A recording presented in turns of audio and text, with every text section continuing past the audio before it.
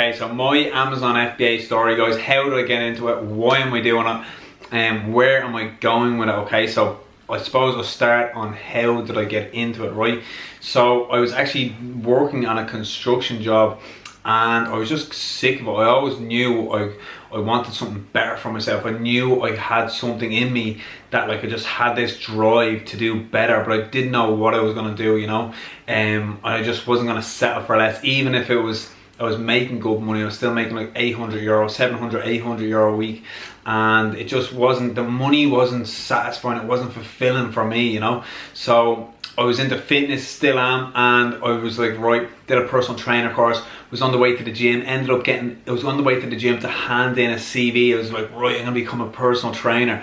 And then on the way to the gym, I actually got injured, right? I got injured and I went home and I was in bed, I was in bits, and I was like, what am I gonna do, you know? Because I was out for a couple of months and I just came across videos. The first video I came across, I think I heard about dropshipping actually, and the concept just really, I don't know, I just love the concept of it, that you can be in here in Ireland or the US and you can have someone buying your product in another country and you don't even have to touch the product, you don't even have to see the product if you don't want it.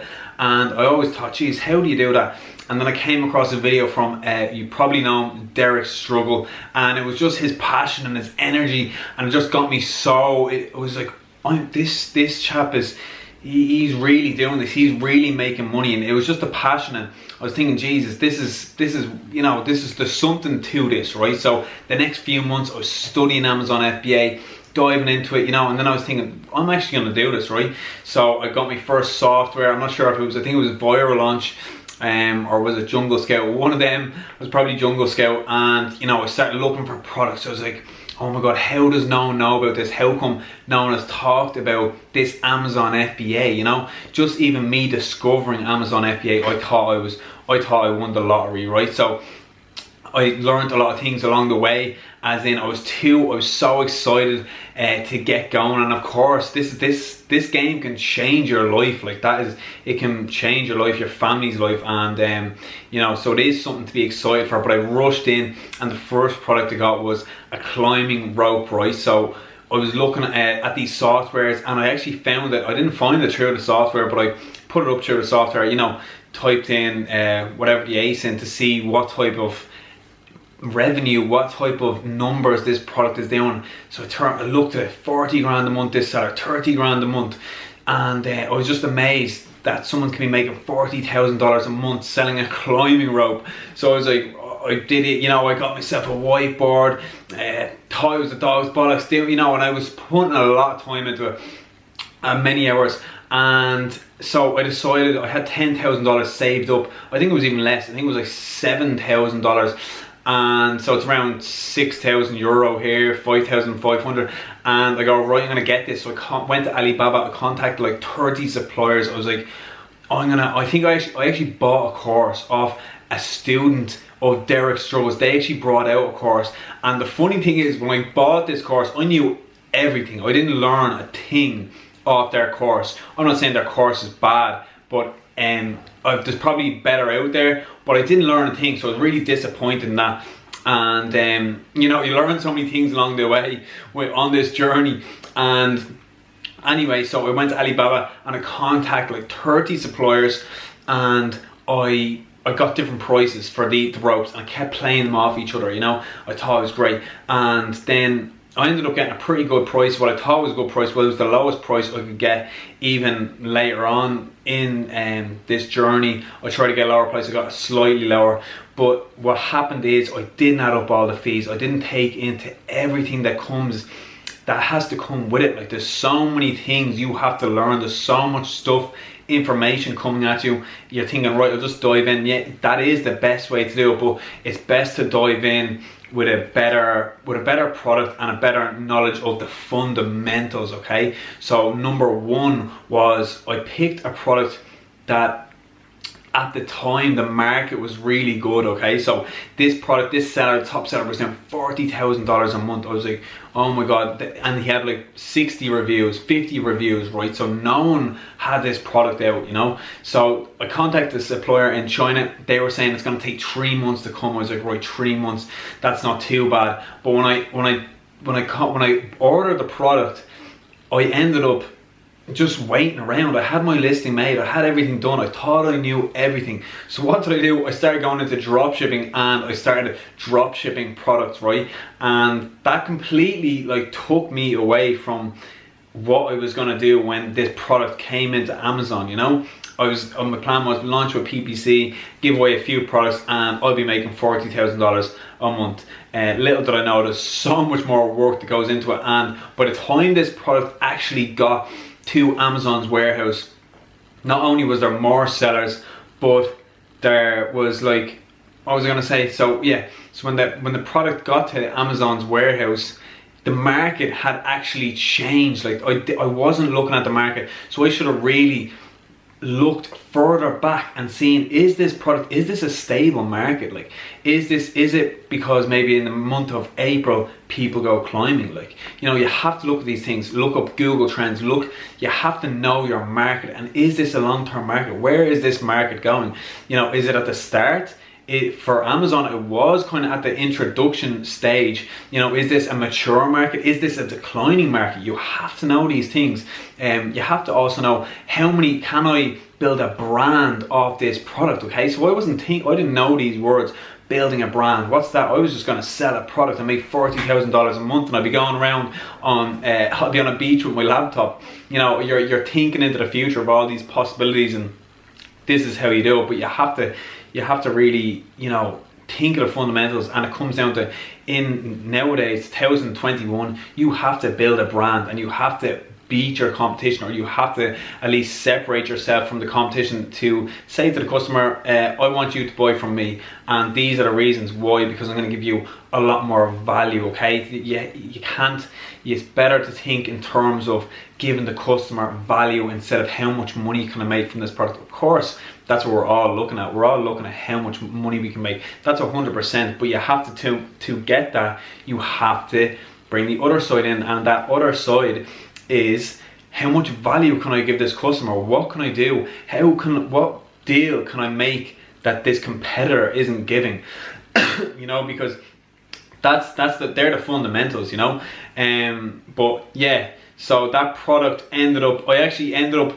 so in the time that I was waiting for that to come to the fulfillment center, I started doing drop shipping, and I went hell for leather in drop shipping, and I did pretty good. I turned over like 50 grand off these baby shark toys in 1 month. If you want to see a video about that, about the tactics I use, check that out there. It's a good video. There's some great tips, and I learned a lot from doing dropshipping. I learned copywriting, I learned different aspects of marketing, how to market a product to a certain target audience. Like, that was huge, and they were skills that I built a lot of skills doing that, and I did that for like the next year. And then I started selling my Amazon product, the climbing rope, on Facebook, and I started doing Facebook ads, Instagram ads, Google ads, different things like that. And the thing is, it's a trade-off. Okay, so if you're gonna do all these different things, you're gonna spread yourself very thin. So my advice to my previous self would have been,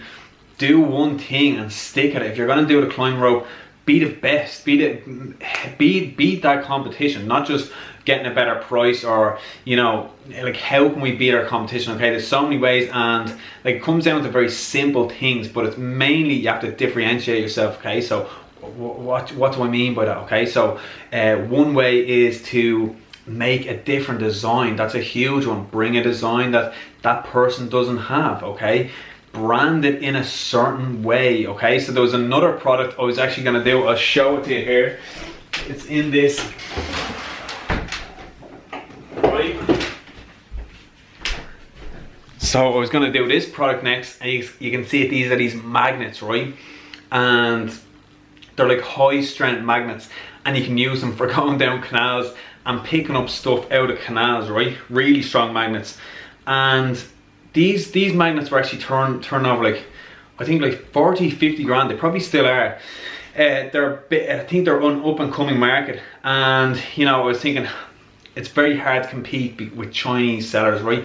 That's the same with the ropes. I think the top seller was a Chinese seller because I couldn't get my margins right. My margins were like maybe 20%.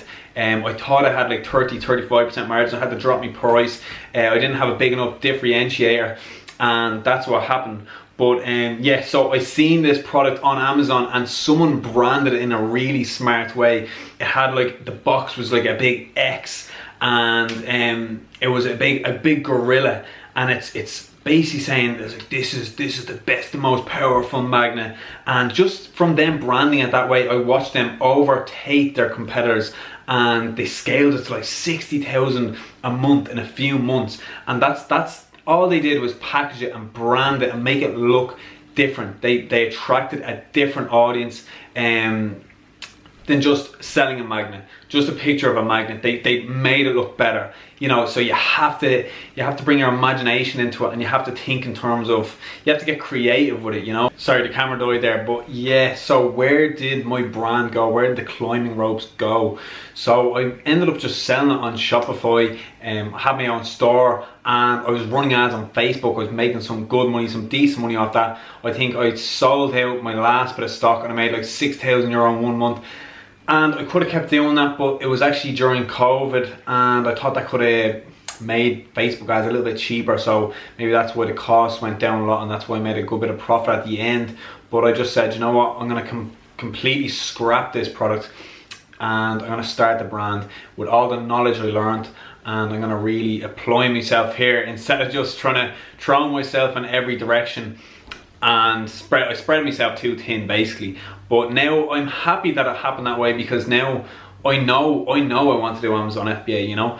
I think it's good at the start, yeah, try a few things, spend a year. I know it sounds, you're gonna spend a year or two, possibly a year, until you start making money, until you can learn the skills to start generating some good revenue and you actually like it. Like, there's no point doing something you don't like. Like, I absolutely love this now, and I love Amazon FBA. I love the, like, just the whole business model. I would prefer to Shopify, just for the fact that, like, Shopify was exciting, and it's you get that more instant hit when you're seeing them instant sales. Like, you can set up a website in a day with a winning product, and you can turn over like 3,000 in the next couple of days. Like, and that's, you can't really do that on Amazon, because Amazon, there's a lot of work that goes into it.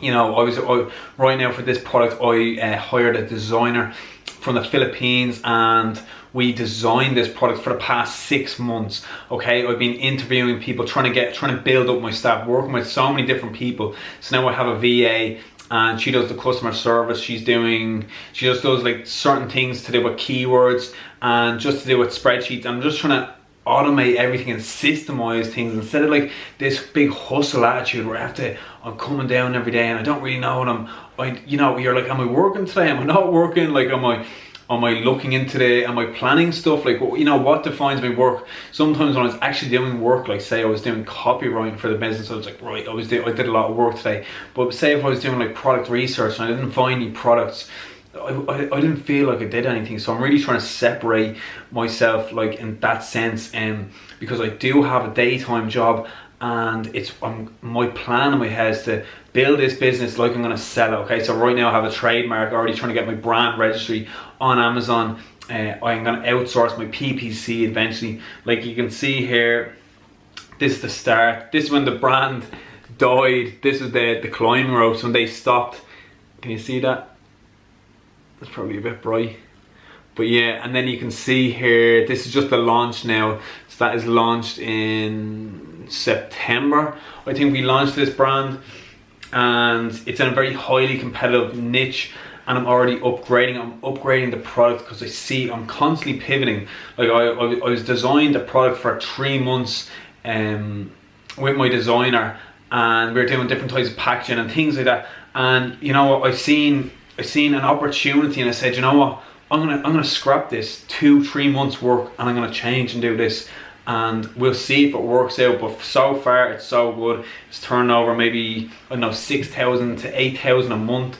That's revenue, that's not profit. Right now I'm literally putting everything back into the business. I'm not even thinking about taking anything out. I want to scale this product to at least 30, 40 grand a month before I even think about moving on to the next product. And I know all the products I can build out, okay? So with the climbing ropes, like I couldn't build, there was no products to sell besides the climbing rope. Like what can you sell with a climbing rope? Okay, you can sell, say, the boots, them you know, them ice boots. You can sell maybe carabiners, the little hooks.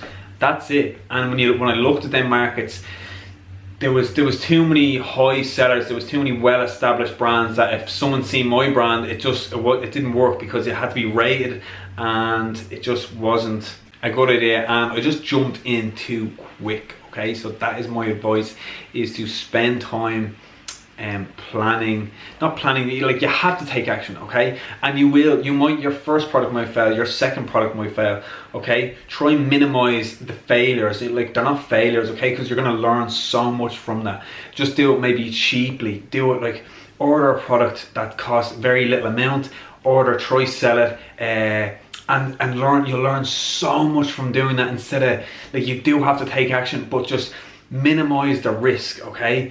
And just be willing to know this is not a sprint, this is a marathon.